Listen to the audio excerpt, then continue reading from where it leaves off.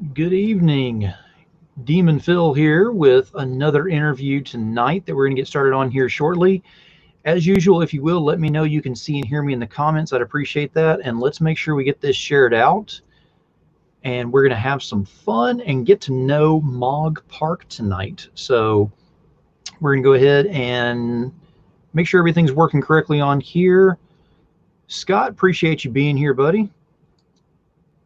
And let me see, making sure everything's set up on my end over here. And thank you for letting me know, Scott. I appreciate that too.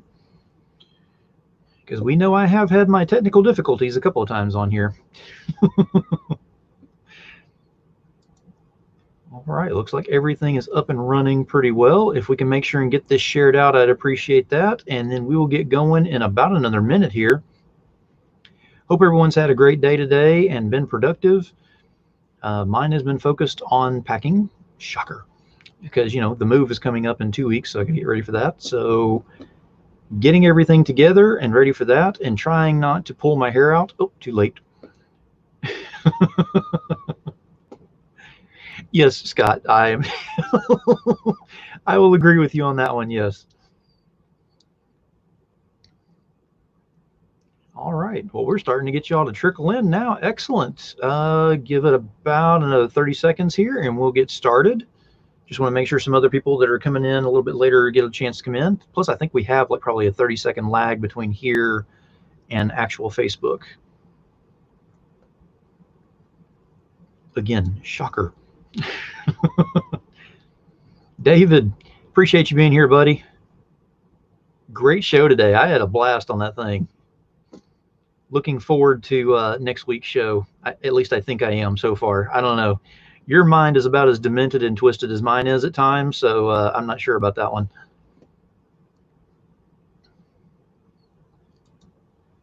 All right, let me go ahead and remove the banner. We're going to make this official.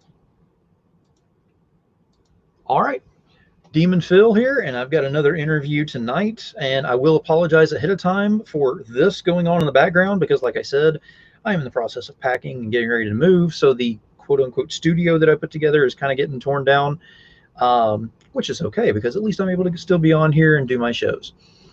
But I always start off by going in and thanking my sponsors because I do have sponsors, and it is really cool to have sponsors. So let me go ahead and start off with that real quick. So first off, of course, one of my favorites that I like to push on here because it actually has the opportunity to save lives, which is huge. Sub-Zero Mission, which in their area, they go out and they will give the tools necessary to go ahead and survive the winter months to homeless veterans that are out there. Means a ton to me, means a ton to a lot of people that are dealing with this. If you want more information on this, please reach out to me and I'll get you all the information you need. That is that one. Totally Rad Comics is the next one, which is Totally Rad Life of Violet #3, just finished on Kickstarter, doing very well. Jim Noble, who may or may not be stopping in tonight, you never know with the Clown King. So he's done a great job on that. Next we've got, and he is in the audience right now, I see right now, Luis Torres with Codex Entertainment, Lily the Demoness #4. If you haven't jumped on that Kickstarter, time is running out and you do not want to miss out on that thing. Plus, Luis puts on a hell of a show, gets a great book going, and then takes care of his fans as well. So it's a win-win situation. Jump on there. Naughty Fairies is the next one with Wendy Steen Shaner. Hers just ended, I think, about an hour ago, and I think it was her biggest one that she's had to date, which is excellent. She deserves that one. It was a great campaign that went on there. All of these are amazing campaigns right now, and I am just so honored to be a part of all of this as well. 183 Degree Studio, which is Kara Nicole, Alfred Trujillo, which they had Confessions of a Cosplay Diva, which has ended about a month or so ago on Kickstarter. I believe you can still go on Indiegogo for a very short amount of time. Go ahead and jump on that if you have not, so get on there. Third Empire Banner, which has Age of Remnants, is going right now on Kickstarter. Go check that one out. And then Mojo Rising, if everything goes according to plan and we don't have technical difficulties or anything, we are launching this bad boy in 2 weeks. So 2 weeks from Tuesday, we will be launching it, and it'll be a live launch from my show. It'll actually be brand new at my new place, so first show. What could go wrong? And of course, we have Pantsless Pizza. Pantsless Pizza, if you don't know enough about that, huge reveals coming very soon on that one as well. So let me go ahead and go through the comments real quick because I've seen y'all have been busy. Wow. This is going to be a fun night tonight. Excellent. All right, so David's in here, Lewis is in here. Y'all have been talking back and forth. And then I've got guest relations in here as well. Joshua Main from on the YouTube side. So excellent. Thank you for being here. All right, let's go ahead and quit looking at my face because this is not the prettiest thing to look at. So I'm going to go ahead and bring out my guest right now, which is Mog Park. Hey guys. Welcome to the show. How are you doing? I'm doing great. Thank you so much for inviting me as a guest. Oh, absolutely. That was an absolute have to. I needed to get you on here. Yeah. Hey Scott, what's now, up, for man? those that are out here that are watching, well, those that are watching out right now and those that will be watching later on, for anybody who doesn't know who you are, if you'll go ahead and take a moment and tell us who you are, what you do, and where to find you. Okay, so my name is Mog Park. I'm a illustrator. So I dabble in like pretty much everything nowadays. Book covers, game design. I've done TV as well as now I'm doing mainly a lot I do is comics as well. So, and where to find me? It's pretty simple. It's Facebook Mog Park, like my name. Instagram Mog Park. The one that, if you want to really dig into like an extensive collection of all my work since very from the beginning, it will be a DeviantArt account. That one is called Tubu Gomdori. It's like DUBUGOMDORI. So Tubu Gomdori DeviantArt. That one, and yeah. What was that other question? So no, where to find you? That was it right there. Good. Just the basic intro to get to get people to know you in case they don't know who you are, which I don't know why they wouldn't, but in case. Yes. Because my show's supposed to make you famous. Oh wow! I'm so honored, man. It hasn't even made me famous. I can't promise anything. Yeah, it's so funny, Phil, that you said you're moving because I'm also in the process of moving now, and I have to pack. And I feel you, man. I totally feel you. Yeah. And it's weird. Well, I say weird. It's actually, I mean, for those of us that are in the comic book industry, the first thing that we pack is all of our comics and get those ordered and everything. And I move those upstairs and I'm looking at it going, how much stuff do I actually have? And I keep looking at it going, wait a minute, that's all comics. That's not stuff. That has to go. Dude, I know what you mean, man. I have like storages that I have to still clear out, filled with comics. Yeah. Oh, hey Joshua, what's up, man? Joshua is over. He's over on YouTube because he's still on Facebook ban, I think, for the rest of today, and then he comes back tomorrow. Ooh. So he's even saying it's very lonely over there in YouTube. Free guest relations. Yeah. And David said, "Yay, Mog is here. Welcome." Shaka, man. So. The way I do this is, I know you haven't been on this before and you were kind of interested and all. I just kind of ask some questions. The audience gets involved in this. Sometimes they get a little rowdy on some things over there, but I have full control and I have the ejecto button and they know it. Bring it on. Bring it on. Well, the first thing that I want to know is what kind of comics actually influenced you growing up? Oh my God. Okay. So I grew up in I kind of had a very turbulent childhood in a way where it was never stable. So I was born in South Korea, and my father was working for the government. So he could never be staying in one place for a long time. So you're talking like at least three years max per country. And because of that, I never really had a stable like educational, cultural like installation. Hey Louis, man, thanks for the love, yo. So yeah, from South Korea, like the moment I was born, I was living in like Saudi Arabia, I mean, talking like different culture right away. Saudi Arabia, and then went back to Seoul a little bit, and then Australia. That's actually where I learned my English when I was living in Australia. You can't tell I don't have an Australian accent because kids made so much fun of me later on when I was talking with the Australian accent. I tried so hard to get rid of it. And now I think back, like I should have just not tried so hard. Because it's kind of cool to have an Aussie accent, you know? So Australia, and then go back to Korea again a little bit, and then I went to Russia, lived there in Moscow. And each country that I went to also, like back then, that's when it seemed to have, there's like a lot of major events that happened. Like when I was in Russia, they had the coup d'etat. So people were shooting like crazy. And I was like living right next to the White House. So I was getting shot, like my house, you know, stuff like that. Very interesting, dark past.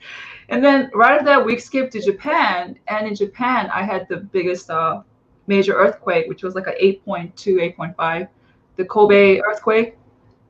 I was again right there, survived that. And then we again went to Korea. And then from Korea, I came to San Francisco.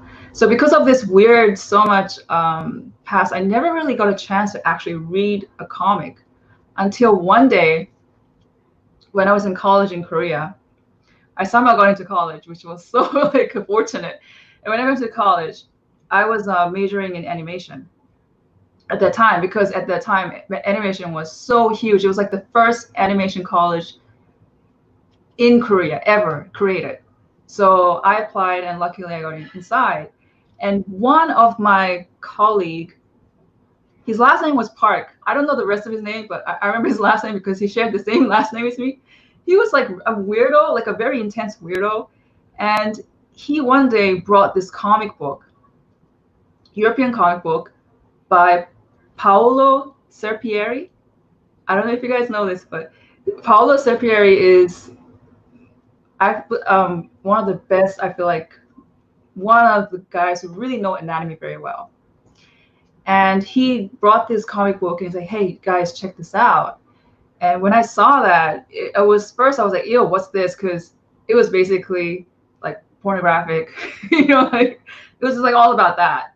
But he was like, no, don't look at the content, look at the art. And that's when I'm like, oh my God, what is this? Because in Asia, like, because in South Korea, the animation I was in, we were mainly influenced by manga and anime. So I never knew that like a 2D, like a graphic novel can be elevated to that kind of like, which is Western style comic art. So that was my first like huge eye-opening thing. And I never forgot that art. And then luckily I transferred to San Francisco. And then when I was in San Francisco, I majored in illustration. And surprisingly, in illustration, as you're studying these many artists, the teacher was teaching us like American art history. And amongst that, of course, comic was introduced. So the main guy that I was so, again, blown away is, in chronological order first, is like Franklin Booth. Now, Franklin Booth is kind of like you could say the early 1900s. If you guys don't know Franklin Booth, the 1900s illustrator, he worked for mainly like magazines, but his black and white ink is amazing, okay? And what I love about this guy is he developed his style just for, oh, hey, Robin, just by two factors, which was scarcity and ignorance. Because, you know, he was a farm boy in Indiana, you know, growing up with 8 kids, he's the third son. And the only thing he had was magazines. And he was just copying diligently these magazine artwork, right? And as he was copying them, what he didn't know is these were engravings. It wasn't drawn out. But because he thought, oh my God, these guys are so good, and he was copying every engraved etched line, that's how he somehow developed this style. I love, you know, stories like that. So Franklin Booth like blew me away. And then there's James Montgomery Flagg, again around that era of time. He's a guy who did the famous poster of that U.S. Army poster, "I Want You," with that guy with the hat with the Uncle Sam, like the old man face with going like that. That's him. But his work is penman is amazing. Like a lot of action. He does very masculine action oriented art very, very well. And then from then on, Mobius. I love Mobius because composition and his line work is so unique. The way he does the line work. And then Francois, I'm butchering his name, but Francois Schuiten. Again, just like Mobius, I love his composition. I love his architectural art. It's just amazing. And then, of course, now we move to Barry Windsor Smith. I love Barry Windsor Smith. I love his style, his composition, his anatomy. It's just very beautiful. You know, it appeals to me in a very aesthetic way. And then Charles Vess, kind of in the same line. And then Michael Kaluta. You know, you guys, Michael Kaluta, very decorative, super detailed, beautiful work, just breathtaking. And I was fortunate enough to meet Michael Kaluta once because my friend dragged me. I didn't even know he existed until, again, our friend dragged me, and then she actually got a sketch from him. I was like, oh my God, this was amazing. And I just saw him do the pencil work. And then, of course, Bernie Wrightson. I happened to, again, meet him before he passed away. This is like years before he passed away. Got his sketchbooks, shook his hands. It was such an honor. I was freaking out inside. Like, oh my God, Bernie Wrightson, I love you. And you know what? I really have to say, I was studying, when I graduated, I was trying to put like a decent like work. And while I was studying his style, and I would say some of it is I would have to contribute my success to Bernie Wrightson, because while I was kind of copying his the way he renders things, that's how actually I created this famous Game of Thrones series, and that's how I got noticed. So thank you, Bernie. Yeah. And that was going to be my next question, actually, is kind of, how did you get your start, like your big break into comics? Oh my God. First, this is my personal big break. Okay, so like any other, I'm sure a lot of artists, I was, and I kind of still am, was super shy. Okay, very kind of like, I hate to say this, but you know, like the ostrich burying their head in the sand. You know, like you just don't know what you are, who you are. You're just so looking inside. You get twisted. Your sense of yourself gets twisted. You know, but luckily, I met my husband. Back then, my boyfriend. He really, I guess, believed in me, and he was a manager. He was a project manager before, and he ran stores, and he was a comic dealer. I mean, he was like just good in that way, which I'm not good at all, right? So he told me, you know, Mog, you've always wanted to make art as a living, so you probably need to do some art, and you always talk about it. So why don't you create? He made me a certain list of things to do. So which was just draw what you like, which is right now, choose one, which was Game of Thrones, and then create a series within that. And then once you create that, you know, he just took it from there. He posted my work. I hated that, you know, when I first found out. I didn't know he created an account on DeviantArt, and he started posting my work. And I remember being super angry, you know. Now I think I look back, I was so stupid. Hey Dan, what's up?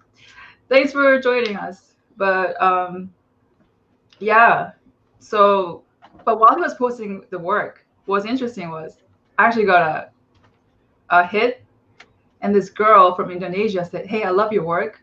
Can I commission you? And I was like, oh my God, this is my first commission. Oh my God. It's like, hey, just draw original character of my whatever I like. So I was drawing that. And it was $12. I'll never forget that. I know it sounds so little, but hey, Tom. Okay, we'll talk about you later. But that $12 meant like the world to me because it was my first paid money from my own art. We actually had a celebration that night. Mel had a party. So that's my personal big break, but the official real big break is, of course, Game of Thrones. Because again, he was posting on my artwork. And if it's okay, can I show you the... Yeah, that's actually what I was going to get to, because I know you've got some artwork as well, but I wanted to kind of go in phases on this. And the first phase is Game of Thrones that I wanted you to kind of, because that's the one that you've got a lot of your knowledge and stuff that you've been doing and everything from that. Whenever you look up Mog Park, that's right up at the top as your Game of Thrones, and then it kind of branches down from there. But because I was doing my research on you and looking through your stuff, and I noticed Game of Thrones, so I wanted to bring that up and kind of talk about it while we're showing your art. So if you want to do, let me bring this up real quick. Okay. There we go. Yeah. So as you can see, this is the work. This is a pencil work that he made me do. So I just started with character, which is Arya Stark. This is before the show even started. So it was just based on all book illustrations. And I don't know if you can see, but I didn't have the right equipment, like the perfect pen or brush. So I just chose Bernie Wrightson style and rendered it in his style all in pencil. So I wonder if you can't really zoom in, but you can kind of see, like, it's just poor. I mean, no way this is Bernie Wrightson, man, dude, but it just was inspired by him and started that. And then I did this. Again, I'm sorry for the quality of the artwork. This is really a long time ago, 2009. Okay, so please forgive me for the poor quality. And then this is Cersei, one of the major bad characters, and doing again the Bernie Wrightson style. And then this is Daenerys. Yeah, and this is Jaime Lannister. This is, what's his name? Baratheon. And Robert Baratheon. Sansa in the Eyrie, the high tower. I mean, that mountain where everything is just all up there in the sky. And then there's Rhaegar. I forgot, it's Targaryen. And then Lyanna. This is Lyanna Stark, and this is Ned Stark when he was young. So what are doing all these I think it's about 9 pieces that I did in this series, or actually about 10. This piece was the one that was most popular, and this is where, when he was posting this up, it got the most hit. And first the HBO guys contacted us by email saying, hey, we like your artwork, can we post this up on our fan art page? I was like, oh, great. And then after that, about a year later, I just one day randomly got an email, which I said, hey, we like your work. Do you want to work for us? But the story about that email was, I didn't check it until about 3 months later. So I missed that opportunity. And then Mel thought, and I thought first it was a junk mail. It's like, no way HBO guys wants, like a weird dream come true saying, hey, career opportunity, HBO, blah, blah, blah. I mean, what's that, But, and then I thought, I almost deleted that. And Mel was cooking in the kitchen at that time, which is, Mel's my husband. And I said, hey, I think this is a spam. This is some kind of joke. What is this email? You want to check it? And he looked at it and he's like, oh my God, this is real, man. And then he looked at the date and he was like, oh my God, what have you done? This is 3 months old. Are you an idiot? And then he told me, it's like, this is a lesson you have to learn. No matter what, from this day on, check your email every day. You just never know. You know what I mean? So yeah, so he quickly emailed back, and said, hey, we're interested. And luckily they actually responded back. And that's when we did the work. So this is, again, My favorite, this guy Tyrion. That's Tyrion Lannister. This is actually, again, this is the book version. Okay, this is Jon Snow. He was only 14 years old at the time in the story. This is Bran with the cold hands. So yeah, so the first thing they actually email after, say, hey, there was a correspondence from back and forth with them. Just like any other TV show, I guess, they do something called an audition. This was my audition. Yeah, and they call it test page. So they give me a brief little script, 2 sentences to depict this Tyrell garden. It was considered supposed to be the most beautiful garden in the 7 Kingdoms. And this is the moment where these guys come down, these 3 Targaryens come down, and the Tyrells back at the time, they swear fealty to them. So that's the scene that I had to capture. And within the short time, I think they gave me about 2 weeks, but I finished it within about 4 days. I turned this in, and then they approved this. And then from then on, my career just, you could say, was involved with the TV show, the Game of Thrones. So yeah, that's how it started. That is very cool. And I know you mentioned earlier about you were saying that you were, apologizing because the artwork wasn't, where it needed to be because it was so old. I agree with everyone else because my jaw's on the ground over here because this is pencil detail, and that is a ton of work that's in there. It is amazing. Really? I can't see it, but I just see all the flaws, Thank you, though. Really appreciate that. Yeah. I mean, it is. It definitely, I mean, it's an immense amount of detail, and everyone that's been in the audience, I've been putting some comments up here as well because they've just been going nuts over it. Oh, and wow. Yeah, everybody's excited about it. And these are things that it's not always about the finished product. For me, I love seeing the stuff that's being, from the ground floor up, just simply because you get to see all of the heart and soul that's put into it, and then the little tweaks that make it pop a little bit. For what you just put up here, I don't see tweaks that need to be put on there. It's popping all over the place. Really? And everyone else that was in the audience was all kinds of all over it, saying that was amazing stuff. It was beautiful. It was gorgeous. I mean, they were saying all kinds of things over here. Wow. So you definitely have some amazing work even from back then, and you've gotten even with some other stuff that you've come up with and everything nowadays too. So you have nothing to apologize for as far as I'm concerned. Thank you so much. Thank you, guys. Thank you. Yeah, it really is. It's amazing because you're taking something that, again, this is from a book. So this is not something where you have reference material that you can actually go and say, well, this picture and this picture, and I can use these and just tweak them a little bit. You're going strictly from what's in the book in prose form and then transferring it into artwork. That's great. I love that. What I didn't also mention is I'm a huge bookworm. I read so much books. I consume books every day, even now while I work.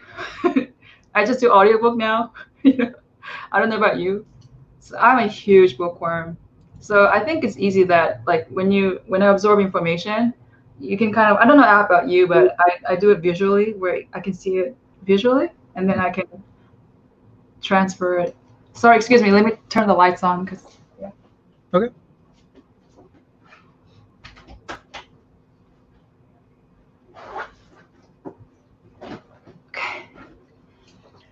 Yeah, they're still going nuts over here about how much they're enjoying it. So yeah, you'll have to go back on the comments because there were a ton of them over here where they were all kinds of excited. But so that's Game of Thrones, and that's what you kind of got into and everything, and that's how you kind of got your breakaway, like you said, your official break into it, at least.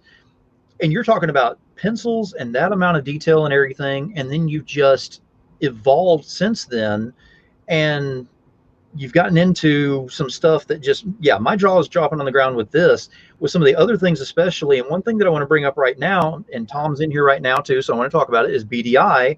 Yes. Because he knows, and I think you know as well, your cover for the last penny, I missed it, and I am kicking myself for it. And I know Tom tells everybody, if you miss it, you may not have a chance. I am one of those who is over here crying, so I will get past it one of these days. I cry into my pillow every night, but it's Oh, okay. really? Okay. But if you have that cover to show, I would love to be able to show that to Yes. everyone that's here.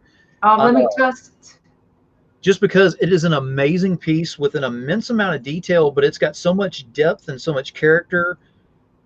It screams off the page, basically. Okay. I think it's, yes. Is this one? I got it. I think I can share that. Okay. I think it's this one here. Excellent. There it is. Yes. All right, let me bring this up. Yes. Yeah, it's Mary Magdalene on the throne. Tom was so sweet. Like, I bought the comics from him, and he told me the backstory about Mary Magdalene, and I diligently read. Okay, thank you, Tom. I diligently read this about Mary Magdalene, and I found this character very, very fascinating because she's basically, which was surprising in his interpretation. Mary Magdalene used to be in heaven, and then she chose to go to hell and negotiate with Lucifer to give a resting place for some of the souls there. And I really like that, so I try to depict that with her. She's on the throne, and I chose the this Indonesian motif. They had these amazing wood carvings, so I took that, and then some of the Indonesian throne. There's like a demon, and there's a demon, so it's symbolizing hell. And then there's the and then I added this what do you call this, chains around her ankles, to show that she's not really quite there in a good way. So yeah, this was super fun. Thank you. Yeah, I mean, with all the detail, I mean, you're talking about the chair itself has got a ton of detail. Her clothing, the shackles, even throwing that on there. The background behind the chair even blends in there perfectly, but the flames are what draw your eyes to everything, because the light sourcing that's on there is absolutely on point. I'm not even an artist. I'm looking at it going, okay, there's no flaws in this. The flames on each side show the right light sourcing on each side on there. It doesn't, overflow too much on there. It looks perfect to me. Thank you. The colors are done by Sanju. Sanju, he's amazing. He did an amazing job. But yeah, amazing job, Sanju. And let me go ahead and I'm going to drop this down real quick and bring us back up here, because William's asking, is this book out to purchase? I'm going to tell you right now, William, and Tom is in the audience right now. He is the publisher and editor for Big Dog Inc., which carries this, or carried. It was part of a Kickstarter. If you didn't get it, you pretty much lost your shot. However, there are some that every once in a while will show back up. If you're not a part of the Doghouse on Artist Alley Shopping Network and Comic Book Shopping Network, you need to get over there, get with Tom, find out information on that, get on there, and you'll see if you can get your chance with that. So I'm just going to let you know on that. But you definitely want to keep your eyes open, because I'm telling you right now, if I see it before you do, it's mine. Very rare, man. Yeah. I hope you can get it though. Yeah, just like Scott said, if you can find it, you're probably lucky. Yes, I know. Yeah. It's my first cover. I work for Tom. Yeah, about that, like, the thing is, after the Game of Thrones were over, Mel, he was like, okay, let's try to get into the comic industry, And I thought, oh my God, I can never be in comic industry. I'm not good enough, It's like never in my dreams I thought I could ever be in comics, because they're so good. There's so many great artists there. And so Mel, actually, he gave me a task. He said, you're going to have to do pinups now. It's different style. So now you're going to experiment. And I love experimenting. I just love studying so much. So I think if I can show you, right, like I did about 6 series of pin arts. So this is just for my own sake, just to show if anybody was interested at the time. I was going to go around the publishers. And oh, that's huge. Okay, how do we get back? So that, and then that was one. Did I do this in chronological order? Nope, that's not mine. Okay, let me just, sorry, go back. Where is this? Oh.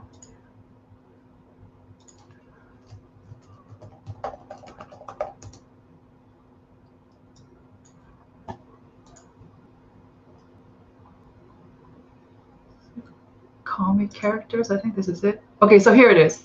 So there's one, and then there's two, and then there's the Shira. Nice. Yeah, I like that, you know? I like this one. I had fun doing that one. Shira, and then, oh shoot. Baylit from Conan, the Pirate Queen.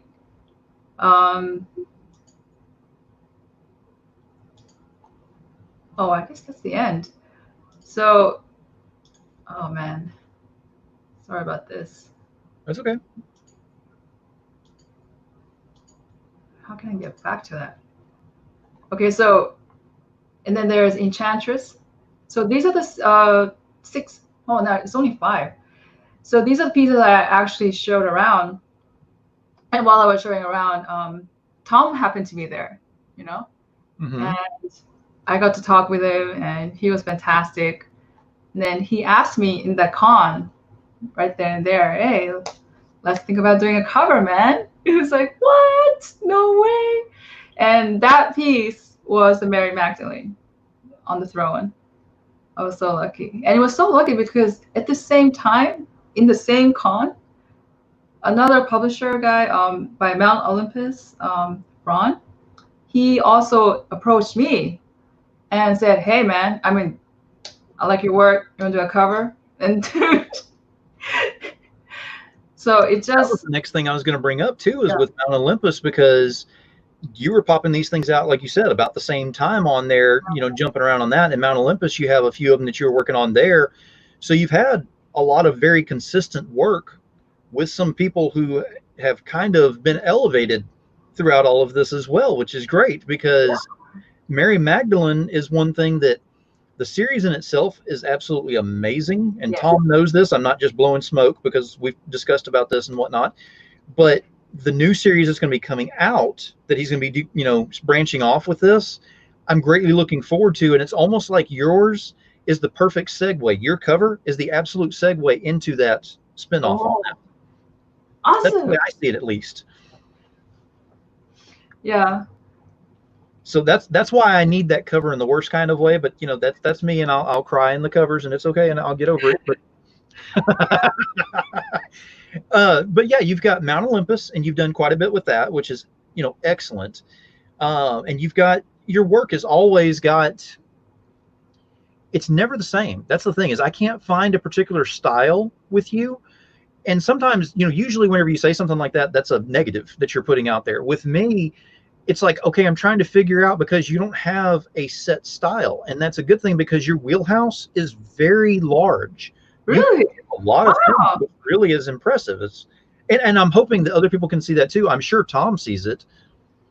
But how do you go ahead? I mean, how do you figure out a way to expand your wheelhouse that much? And then my next question would be, what has been the most, what's been the biggest project you've done that's taken you out of your wheelhouse that you think you have? Okay, so I think it's my personality in a way. I'm very experimental. Oh, Tom, okay, spoiler alert, but yes.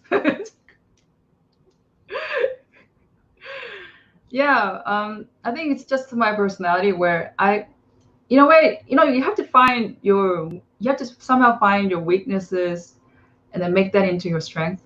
Just like the famous word by Tyrion. That's why I love that book, because again, before the show, in the book, there's a passage there. There's 2 quotes in a book that I really love. One was in Dune. But this, I won't talk about that quote. It's about fear, the famous quote about fear. Oh man! And then the second one is in Tyrion tells in the first book, he talks about, that very weakness that you have, that you're so embarrassed about, you accept it, embrace it, and make that your strength. And then later on, no one can laugh at you.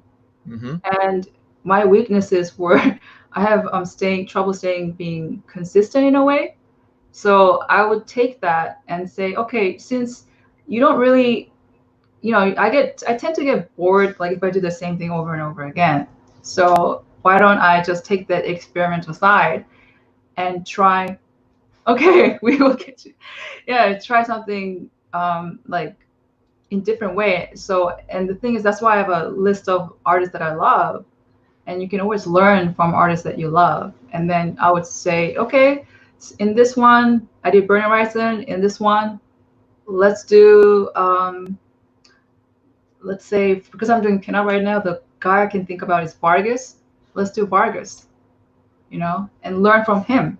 Mm-hmm. And then from now on, I would do line decker, stuff like that. And I think that's the best way.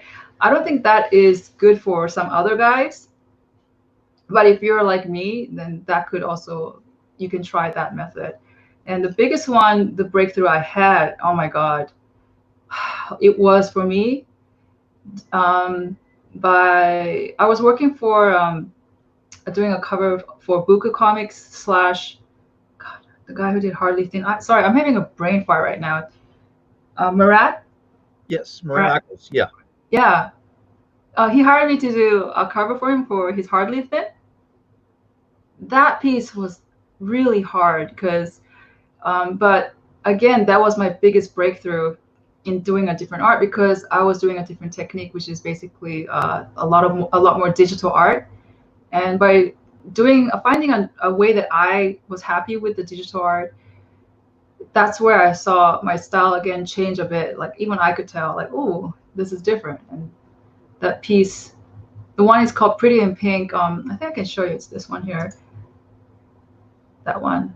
This piece is the one that. This is the piece. Yeah, it's different. Yeah, this is one that I colored myself and everything.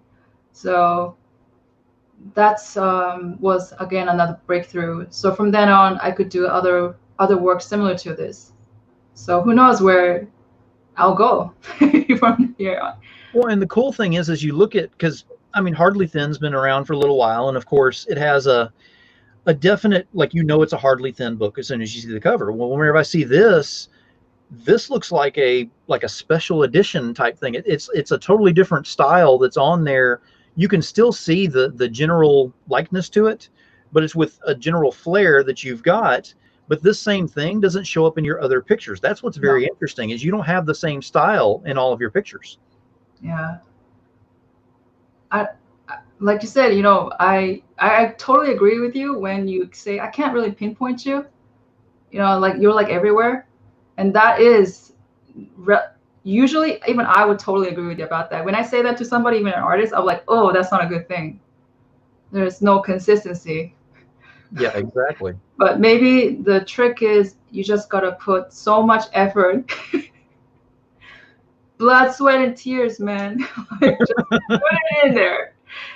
It'll come out. It's definitely working. I mean, it's definitely working because you're putting out some amazing stuff, and you've got a great following as well, because you've got people that are, we're finding out where you are, what's happening, that kind of thing. Now, that brings me up to my next question, because with current events and everything, we're not able to have the cons and everything, which we're aware, and we're figuring out ways to get around and do different things. So my question is, how important have you found it to go ahead and increase your online presence throughout all of this? Oh my God. Very important. Okay. So I'm not very good at marketing all this thing. Again, that's all my husband. He's a businessman. Like he's actually my partner. I wish he was here and talking, but this story is about me. So, but anyway, he was telling me, like, he had all these plans for this year, all these cons. He would have it booked, airlines booked, everything, right? And bam, COVID happens. And I thought, actually, it was surprisingly me, because I love listening to Nia Rufino. Mm-hmm. Because again, I met her through Tom. So she would do her live, and then the whole Tom Hutchinson. I think he did the CBSN. Um, I think he did the Artist Alley, right? Pretty much. Yes. Yeah. So I was like from the beginning, and I thought, man, that would be so nice if I would do something like that. So while we were thinking around February or March, I proposed that idea to Mel, like, hey Mel, I know we might not have a very big online presence, but I think we should just do it. At least just do uh like one paid, at least like one show a day, even an hour, man, just to show myself drawing. Let's do it, man. It's COVID. And he's like, nah, I don't know, man. And then I'm like, come on, man, just do it. And then while we were discussing this, Ron, again, Mount Olympus, happened to do his own mini con, and he invited us as a guest. And when we did that, we got so much like positive reaction. That's when my husband was like, ooh, yeah, let's try. And then since then on, we started doing it, and right now I have about up to 15 episodes that I did, every week, so 15 weeks. And I have to say, thank you so much, social media. It helped me. It helped us stay afloat. It's amazing. So Phil, I cannot emphasize enough. It is huge. Please, even though you might think, anybody who's thinking about it, you think that you don't have a presence, just do it. Just do it, man. You never know, man. Like, what's going. Yeah. Absolutely. Okay. Thank you, Tom. Tom's telling you, check your messages. I'm not even going to remotely even ask what that's about, because Tom will tell me not to say anything or not to know anything, or he won't say anything. He's very good at keeping secrets, like very good. Yeah. Gosh, Tom is so good. Like, he just has charisma. Like, he can talk so well. I wish I can have that, but I don't. So he's so easy to talk to, man. And William said your live draw videos are awesome. I will agree, because I've actually been on a few of them and watched as well, while I'm doing some other work and everything, and trying to, I mean, you're on kind of at the same times when I'm winding down or getting wound up, just depends upon what time it is, because usually in the evenings is whenever I get more business, because more of the creative industry is up at that point instead of, middle of the day. Yeah. Totally. But you do. I mean, you have a great presence, and then as far as going online and everything, you do well with that. And it seems very fluent to you, very fluid to go ahead and do that, which is great, because there are too many people that are in the industry that they're still fighting the system, unfortunately, and they think that we're going back to some form of normal, so they don't want to go ahead and push and try to get into something different. And that's why I wanted to go ahead and ask how important it was to you, because it does make a huge difference, not only because how long it takes to get back to going to cons. Yeah. Going forward, this is actually going to be a part of our regular arsenal to use in the industry, whether we're going to cons or not. This is something we can use now, is sit back and actually do this digital, which is nice. I was thinking the same thing, like more and more as we're doing this, and the success, it's like the more you do it, the more successful you are, which is weird, right? And then I was thinking, people were telling me, like some of my friends, they were saying, yeah, but once it's over, just it's not going to be as a big of a presence anymore. But I don't know. I think doing this, it's going to kind of change the game of things. And I really like that. Exactly. It's more efficient. Well, it is. But not only that, but it's more consistent, because even whenever you have cons, you still have downtime. And sometimes you need that downtime. Do not get me wrong. But whenever you're going and doing a dozen or more cons a year, to go ahead and get your presence out there, that can get to the point where physically it's so taxing on you. So if you can cut that down, to maybe half dozen or more, a few more, and then do the rest of them as onlines, you've got so much more that you can do with that. Totally, man. So in a way, it's like we made lemonade out of lemon with the situation here, It's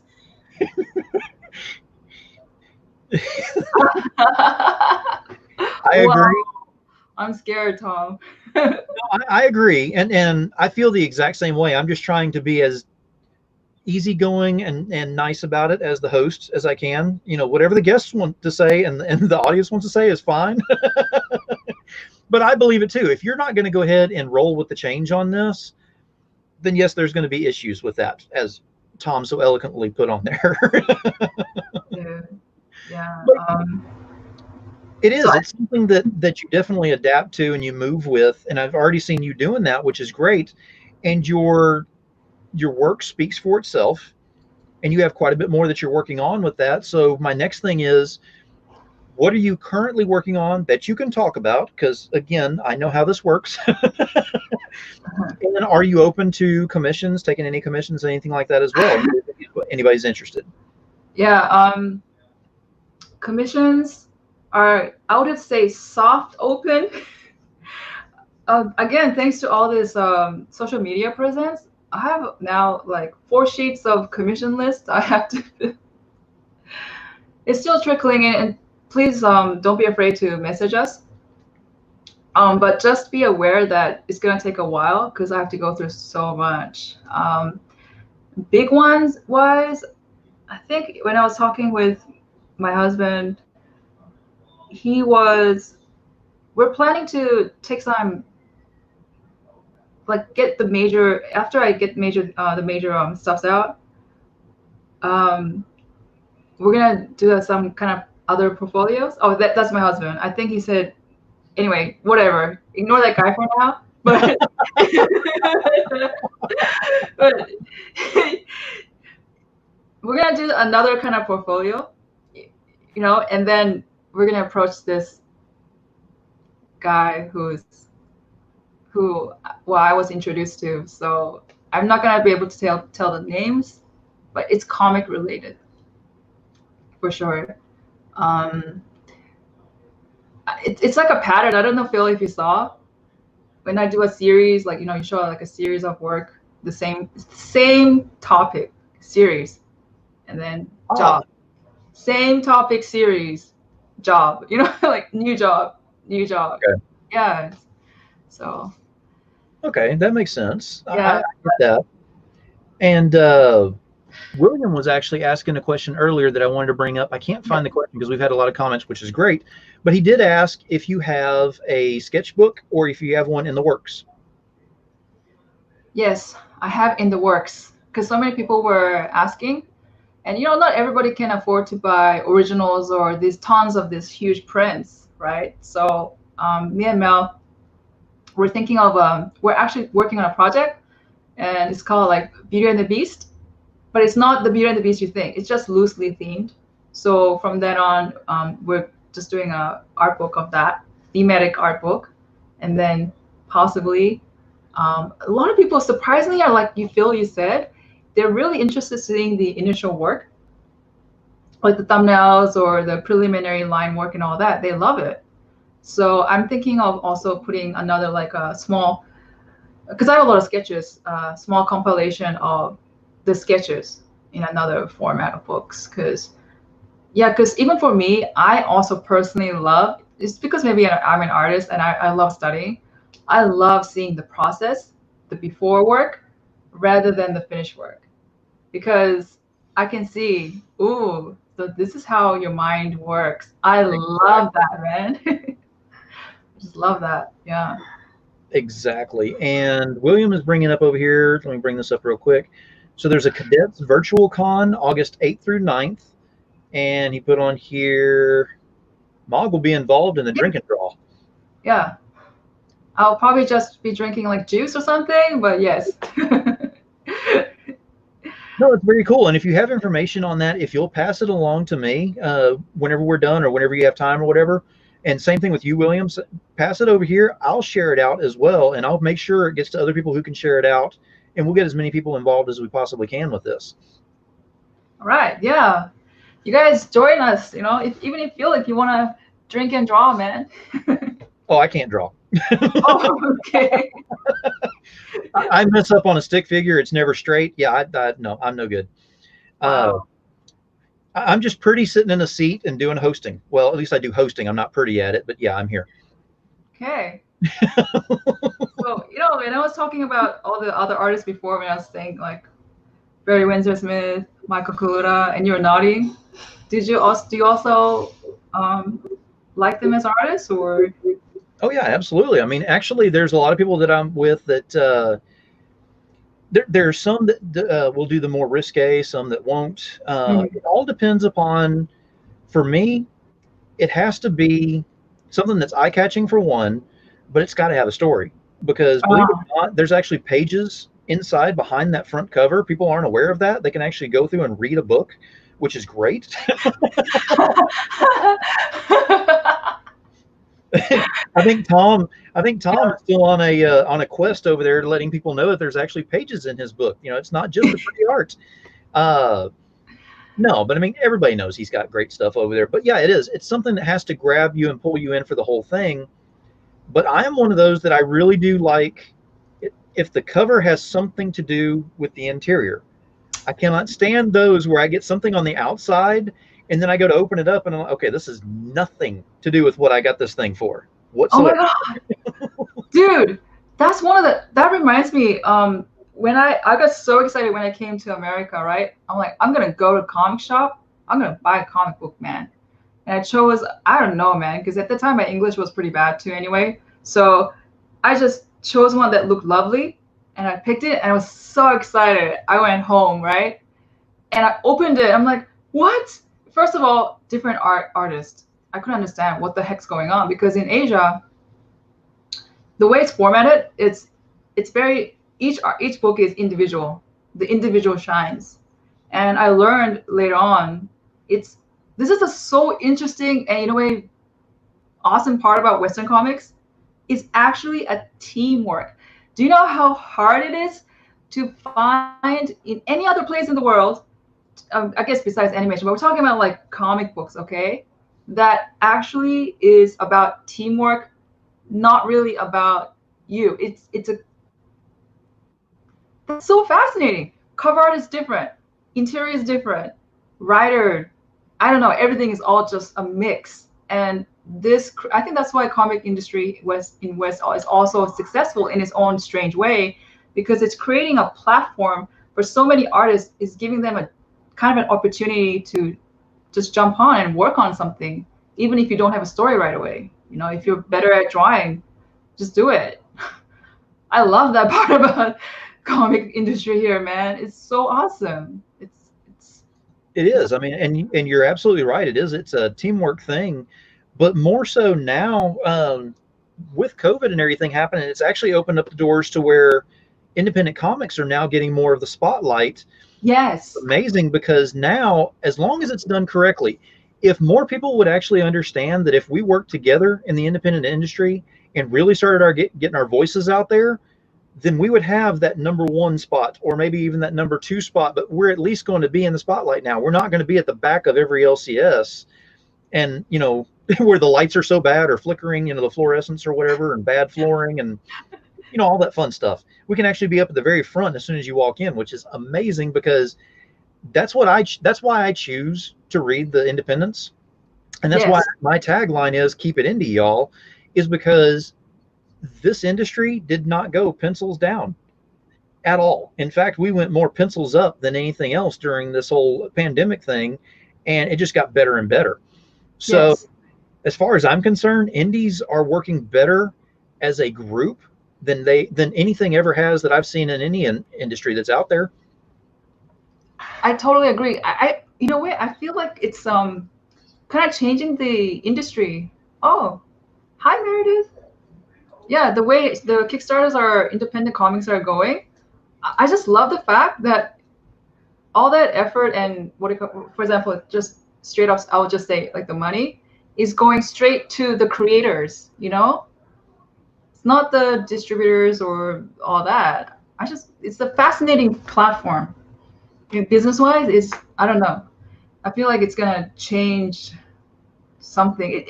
It's nothing to laugh about. It's independent comics is like for me the future. I know this is really Yeah. big of me to say, but I really believe that. really believe that. Well, the way that I see it is everybody's saying that we're going back to a new normal is what everybody keeps saying. I say we're setting a new standard. Yes. That, Yes. that's where I see all of this going is we're setting a new standard for everything. Yes. And yeah, because it's weird. Because you know how the funny thing is this is year 2000, so like this is 20 years ago, okay? Again, when I touched ground, I was in the illustration class and I was talking to all these guys, and majority of the American guys I saw, I'm like, hey, why'd you start art? Oh, I love comics. Why aren't you doing comics? Comic industry is dying, so I'm doing this. Like that word, it's been floating around 20 years ago.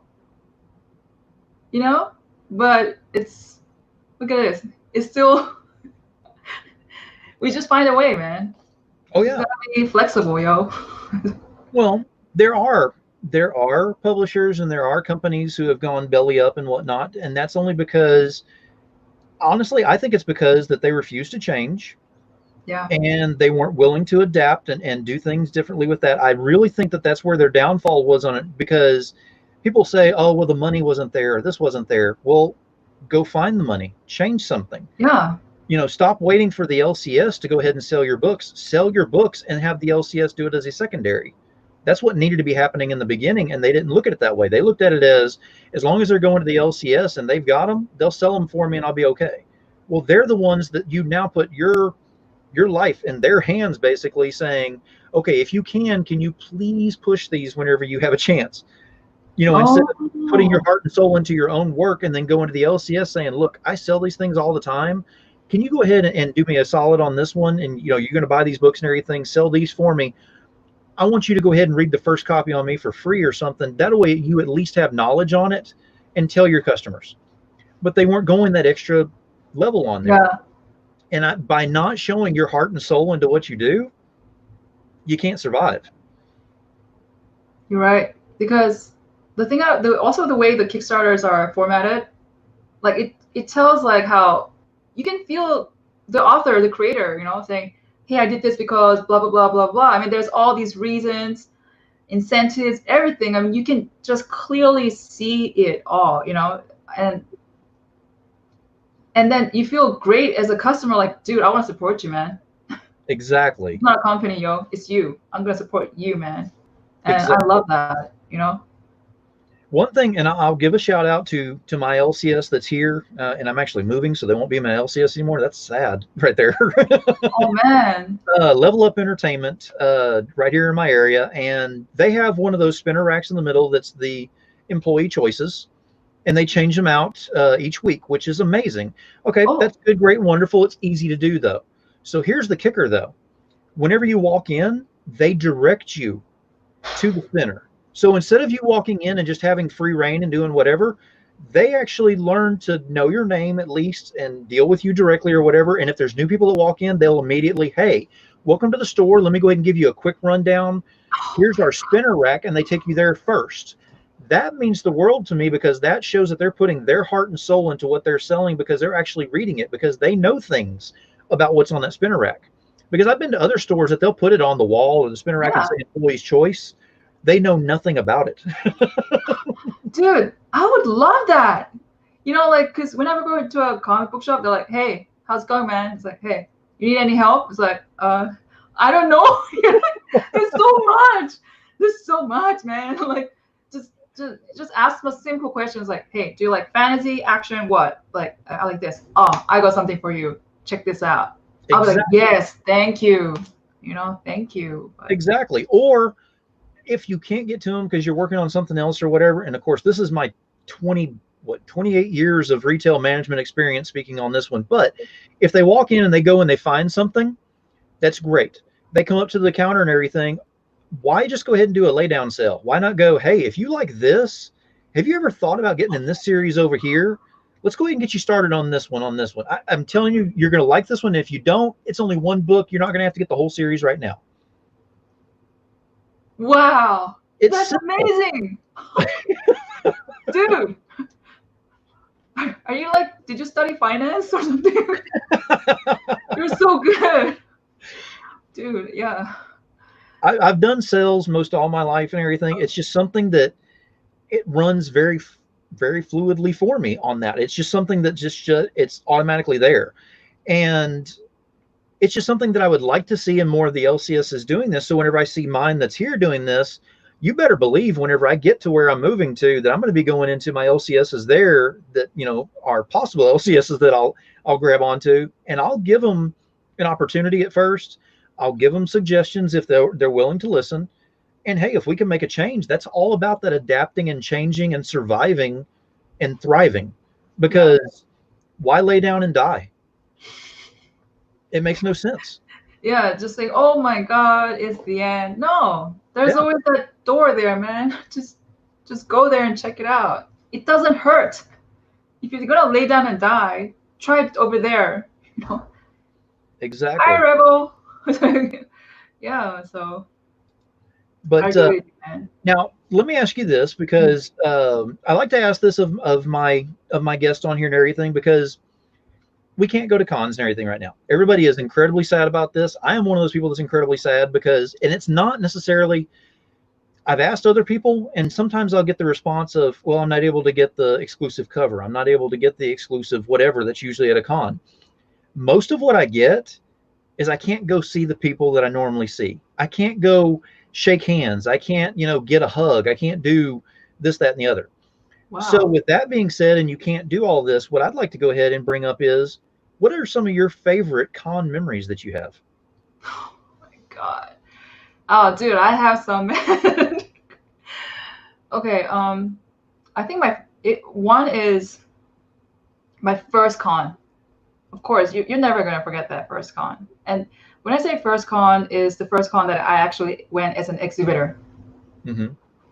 So again, my husband, he just forced it. He didn't care what I said. He's like, hey, is your badge? You're doing this, your table, you have a panel. What? A panel? You're on your own? Like, and you do a panel every day, Friday, Saturday, Sunday. It's like, oh my God, you know? And I was so scared. And at that time, my thing was I just had a portfolio of what I did for Game of Thrones. And I thought, no one's going to like this, man. Who's going to like this? I'm just a nobody. I mean, that's just my mental game, okay? I'm okay now. Don't shake your head right now, Phil, okay? Me, I know I was stupid, okay? So, and then we didn't even have any prints, nothing to sell. So again, Friday, I talked. There was only maybe about 5 people. Saturday, oh my God, the whole room was filled because the title was, let's talk about Game of Thrones from artist blah, blah. And I was just sweating bullets like, oh my God, there's so many people. What the hell? And I was like about to have a nervous breakdown. And they gave me a mic. And just when I was about to start talking, they had technical difficulties. And I saw all the workers like really just, trying really hard to fix the issue. And then suddenly it just relieved me because I'm like, oh, there's somebody who's worse off than me. So I feel so like the stress went away, you know? It's like, hey, let's talk now. So I talked. I was amazed because after that talk, dude, like somebody walked up to me, one of this big guy, and he held his hand to like a lady, so I can hold his hand to come down the stairs. And I'm like, what is this? I felt like, oh my God, they love me? Are you serious? Somebody really likes me? I mean, not like that, but as an artist, you want to be respected for the work. Right. So that was the biggest high. I could not believe, and that's what I learned at that day. Everybody has a special moment. Everybody is special. Every single human being in the world out there, you're special. You just don't know it, okay? You just gotta let people know in your own way that, you just do it. Just try it, man. Thank my husband. He pushed me for that. He pushed me. But man, like you just gotta have that moment, man.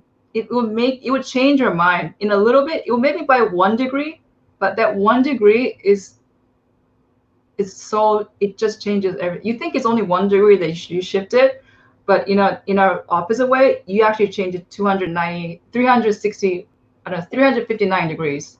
You actually travel this far to just have that 1 degree shift. Mm-hmm. So that's my memorable moment for the first one. The second one is, of course, later on, you meet so many amazing people. And the amazing people was, surprisingly for me, my preconceived ideas were it would be the artist. It wasn't the artist. It was actually the people that just come to you and tell their life story. That to me was the biggest joy. Like when I go to a con, it's not about like me selling my work or anything. It's just for that moment where I can have that intimacy with that person and me. Just say, tell me your story. And one of the incredible story was I drew. I like drawing architecture and all that, but I drew this series about the boy who drew cats. It's a Japanese folk tale, and it's just backgrounds, page 1, 2, 3, and 4. It's the key moments of the story, okay? And I posted that up on my display it was in Dragon Con last year. And suddenly this man who looked to be in his 30-ish, like whatever. It's a mature man, okay? It's not 40-ish. It's not a young guy, okay? He suddenly stops and he's like, the boy who drew cats. and then he told me his story. Like he said, did you know this was he said when he was a kid he was always bullied. Everybody always made fun of him. He was weird. And every night his mom would read a bedtime story. And his favorite was the Japanese folktale, The Boy Who Drew Cats, which is very obscure, right? And then this is not even an Asian guy. This is like just a regular Caucasian dude, just, kind of like, wow, that's interesting. And then they moved from one state to another state. And when they moved to the state, I think it was in Florida, they put all the books that he had packed under the basement, and it flooded. Oof. And his deer collection was gone. Yeah. And from then on, his mom was so desperate. Him and his mom was desperate to find The Boy Who Drew Cats. The book was out of print. Nobody knows about it. Nobody ever sold it. Nothing. And it was kind of like he said, like a hole that he had to just to bury and just grow up, But he said that book always, he knows the story, he treasures it because it was very important to him. And then 30-something years later, he walks in the con and he sees The Boy Who Drew Cats with a complete page 1, 2, 3, and 4. And he was just so like floored, Stories like that, where can you get that? It's just a weird coincidence. Exactly. And and the thing is, you know what the greatest joy? Also, another thing I learned while I was drawing art as a professional, when I started working professionally, I found out that art is not really about an expression. I know that people might gonna hate me for saying this. It's actually, for me personally, I found that it's a service. It's a service for, I don't know, in some way it's a service, because when I was hired to do work Game of Thrones, I had to somehow visualize all these concepts. I'm doing a service, so they can make their dreams come true, literally, out to the front. You bring it to the front. It's a service that you do. And once I started seeing that, it became less about me and became more about you, So when people started asking me like, what's your favorite character? What's your favorite blah, blah? Now I just like everything because it's not really about me now, man. It's about you, Do you understand me, Phil? Oh yeah, absolutely. Absolutely. Yeah. I feel the exact same way, because on my show, that is one thing I don't like talking about myself. And so this is actually not even about myself. This is the networking that happens off of my show on certain instances where I'll have, a guest on here and I'll have a different guest and maybe a panel going or something like that. whenever they start talking amongst each other or even with the audience or whatever, and it may not be a, this, you're going to do these covers for me scenario type thing, but it's networking. It's getting someone together that hadn't been together before. Yes. For me, that's a win on every single show. I don't care about numbers. I don't care if I hit double digits, triple digits, whatever on views and all that. I appreciate it. Don't get me wrong. I appreciate it, but that's not my goal. My goal is to make sure that everybody has a great time, and that if you have a chance to network with somebody and create a new contact that you haven't had before, that's one. That's one that you didn't have before. Yes. And now, like, I know how hard it is to just get where I'm at, because it was just me and my husband. So it's like networking. So I find, people who wants to, and if I can, I'll network and help them. That's where I find joy. It sounds cheesy, but that's how I found that it is. It's really, I don't know. I just love the fact that, for example, commissions, like private commissions. Oh man, like I love, say, Colossus. Could you do me like a samurai Colossus and blah blah? Oh, classic one, another one. I just graduated. He's a doctor. I'm a doctor now, man. Like, I'm a doctor. It's like, and I studied so hard to get here, and I spent years and money, and this is my present for myself. And he loves Teenage Mutant Ninja Turtles. He loves it. He's a fanatic. And he came all the way there to see Kevin Eastman. And then he's a Russian guy. He's interesting too. And he came to me and he said, "Oh my God, I love your style. Could you draw me Shredder in a samurai style?" So I did that. And for me, it's like, okay, yeah, I'll just do it, But I didn't know all the story, before that. I'm like, yeah, sure, I'll do it. And I did it, and I gave it to him, and he was just so happy, Oh. Thank you for being here, Terry. Yeah, he was just absolutely happy. And he just wanted to give me a hug, and I hugged him and said thank you, and he told me again the incredible story, stuff like that, man.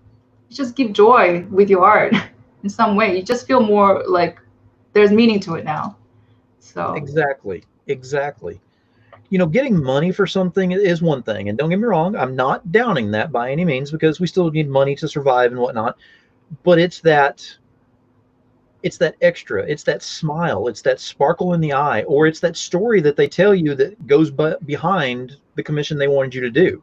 You didn't know that ahead of time, and then as soon as you hear that, you're like, wow. I mean, it's like leaving a footprint in sand that can never be taken away. Yes. Yeah. I mean, it really is. Yeah. People really remember the kind of the way they remember you is, I think there's a quote, like the kindness that you've done to them, more than your name or whatever, what you said. Is the act of kindness. So I like that. So if I can give some kind of beauty to someone, I mean, and it made their day, dude, I'm happy. Yeah. Excellent. Now, I could keep you on here all night long, but I think we're going to go ahead and start wrapping this one up. If you'll go ahead and let us know one more time audibly where we can find you, and then I will get that information and put these on the feeds when we're done. Okay. Yeah. So it's simple, guys. Mog Park. Facebook is the best way to contact me at this moment. I respond the fastest. Messenger. Second is email, mogpark@yahoo.com. And, you can follow me on Instagram, Mog Park again. The extensive one where you see a vast collection of my work is more on DeviantArt, and that's a different name. And I'm going to have Phil or type that in later. So, yeah, please like and share and follow. Thank you, guys.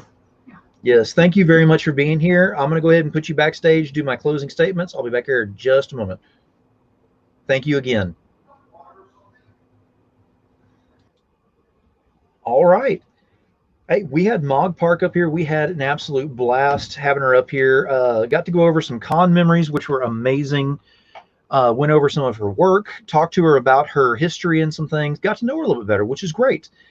Now, I always have a closing statement. Tonight's not going to be any different on that. I never script it. I never write it down. Y'all didn't see me write down anything. I always go based off of my guest. Tonight is very simple.